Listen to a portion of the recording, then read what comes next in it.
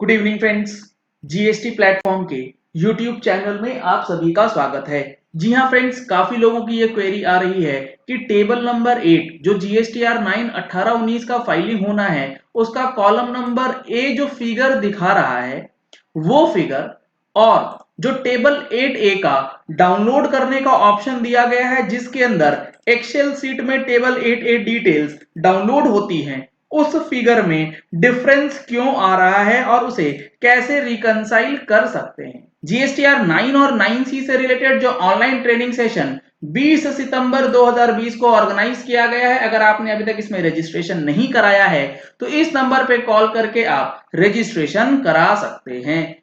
यहां पर जो आप डाउनलोड करते हैं टेबल 8A का डॉक्यूमेंट डिटेल्स, इसके अंदर और टेबल 8A का जो फिगर है इसमें फर्क है। अब देखिए मैं आपको दिखाता हूं क्यों ये डिफरेंस आता है और किस तरीके से आप रिकंसाइल कर सकते हैं। ये मैंने डाउनलोड कर रखा है जीएसटीआर 9 का टेबल 8A।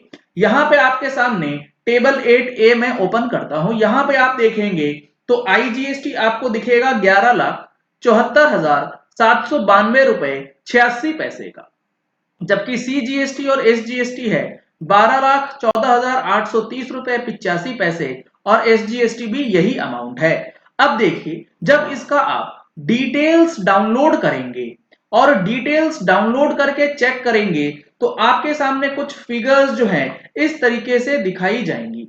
यहां पर आप देख रहे हैं आईजीएसटी का अमाउंट है 11,97,203, सीजीएसटी और एसजीएसटी है 12,17,112, यानी कि 1174 और 1213 के कंपैरिजन में यहां पे फिगर्स कुछ और आ रहा है। अगर मैं यहां पर डिफरेंस निकालूं इन दोनों फिगर का तो आप देखेंगे जो डिफरेंस है वो अराउंड 22,410 का है आईजीएसटी के केस में। सिमिलरली सीजीएसटी और एसजीएसटी के केस में जो हमारा डिफरेंस है वो है अप्रोक्सीमेटली 2282 रुपीस का। अब ये डिफरेंस क्यों है वो समझना बेहद जरूरी है।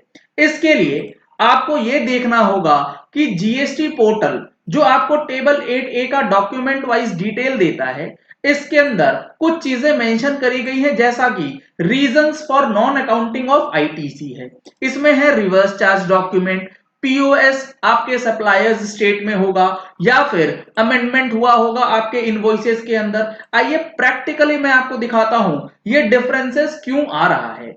यहां पे जितने इनवॉइसेस हैं सारे इनवॉइसेस करेक्ट हैं।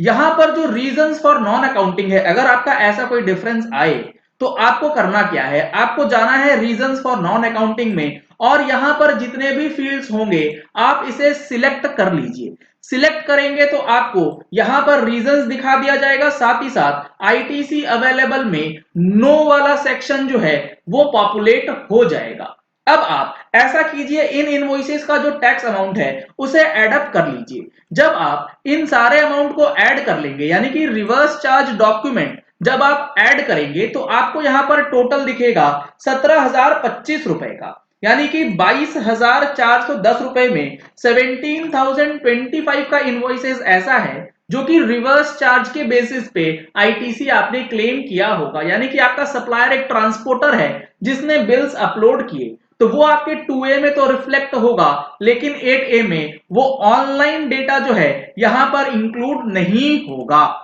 ये पहला रीजन हो गया। इसी तरीके से आप रीजंस फॉर नॉन अकाउंटिंग में ड्रॉप डाउन करके सिलेक्ट कर सकते हैं कि किस किस वजह से आपका जो है इनवॉइस रिफ्लेक्ट नहीं हुआ है। दूसरी कैटेगरी जो होती है वो है B2B अमेंडमेंट। यहां पर आप देखेंगे तो हमारा जो इनवॉइसेस है वो B2B अमेंडमेंट के अंदर दिया गया है। अब चूंकि ये सीजीएसटी एसजीएसटी का है इसीलिए आईजीएसटी में इसकी चेकिंग हम लोग नहीं कर रहे।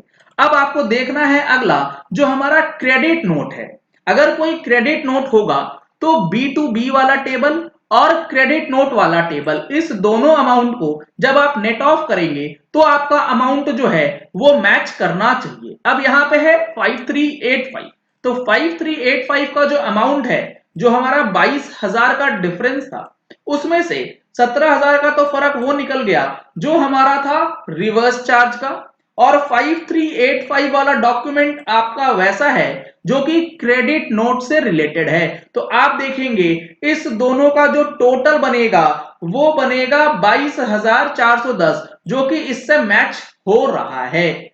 यानी कि 11,97,000 में से 17,000 रिवर्स चार्ज वाला हटा दीजिए, 5,000 क्रेडिट नोट लेस कर दीजिए, तो आपका जो ऑनलाइन 2A के साथ जो डेटा आ रहा है 8A में, वो आपका मैच करने लगेगा। तो इस तरीके से आपको रिकंसिलेशन जो है 2A और 8A का कर लेना है। अब CGST और SGST में 2282 का जो फर्क आ रहा है, ये किस वजह से आया? यहां पर आप चेक करेंगे तो आपको B2B अमेंडमेंट डिटेल्स में 3 इनवॉइसेस दिखाए जाएंगे। इसका मतलब ये हुआ कि ये 3 इनवॉइसेस आपके B2B वाले सेक्शन में इंक्लूडेड है, जिसको आपके सप्लायर ने फर्दर अमेंड किया, और अमेंड करने के बाद आपका जो टैक्स है वो 0 हो चुका है। एक बार हम लोग ये जो अमेंडेड इनवॉइसेस है ओरिजिनली क्या अपलोड हुआ है वो डेटा हम लोग चेक कर लेते हैं। ये आपको करना होगा for the purpose of reconciliation. यहां पे मैंने फिल्टर लगा रखा है उन 3 इनवॉइसेस के ऊपर। यहां पर आप देख रहे हैं इनवॉइस नंबर है 1491, 1624, 1701। इस 3 इनवॉइसेस को अमेंड किया गया है सप्लायर के द्वारा।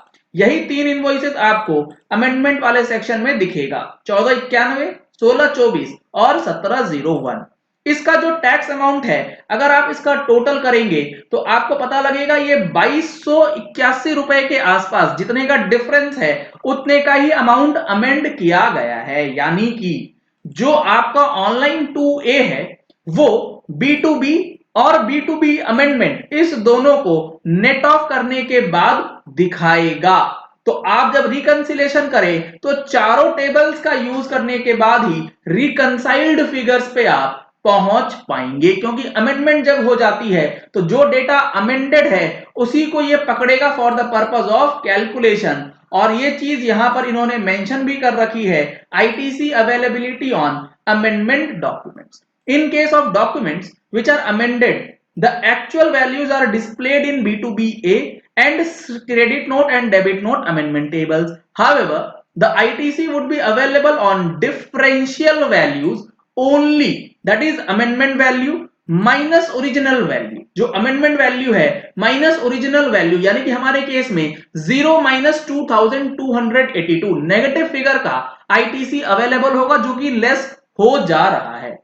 अगर आपका जीएसटी अमेंडमेंट होता है तो उसके लिए नॉन अकाउंटिंग पर्पस वाला क्लॉज जो है वो दिखा दिया जाएगा। तो इस तरीके से आपको टेबल 8A जो है उसे रिकंसाइल कर लेना है। चलिए इस वीडियो को यही एंड करते हैं। आशा करते हैं कि आपको ये वीडियो पसंद आया होगा। अगर आपको ये वीडियो पसंद आया तो इस वीडियो को लाइक और शेयर करना मत भूलिएगा, ताकि मैक्सिमम लोगों तक इंफॉर्मेशन पहुंच जाए कि जीएसटीआर 9 का जो टेबल 8A है उसके अंदर क्या दिक्कत है और किस लिए ये डिफरेंसेस जो हैं वो निकल के आती है। अगर आपने हमारे चैनल पे फर्स्ट टाइम ट्यून इन किया है तो चैनल को सब्सक्राइब करने के लिए नीचे दिया गया रेड कलर का सब्सक्राइब बटन प्रेस कर लीजिएगा। साथ में जो बेल आइकन है उसे भी प्रेस कर लीजिएगा, ताकि वीडियोस की नोटिफिकेशन आप तक रेगुलरली पहुंचती रहे।